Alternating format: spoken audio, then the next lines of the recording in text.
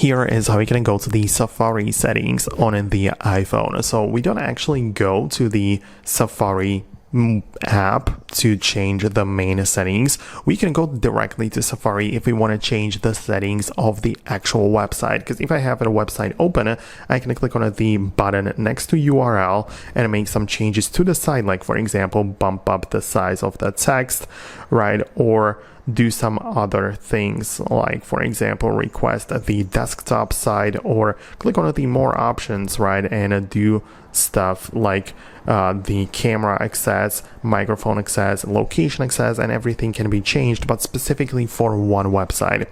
If you want to change the settings for the entire web browser, instead of going to Safari, you go to the settings app, and at the bottom you can find the apps section.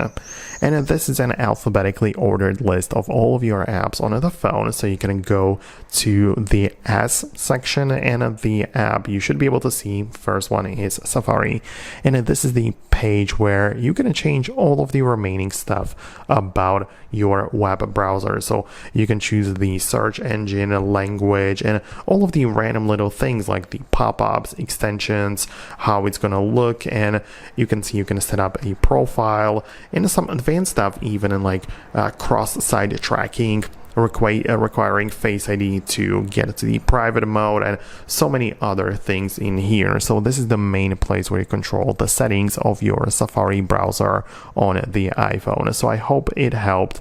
Let me know your thoughts and opinions below, and I'll see you in the future uploads.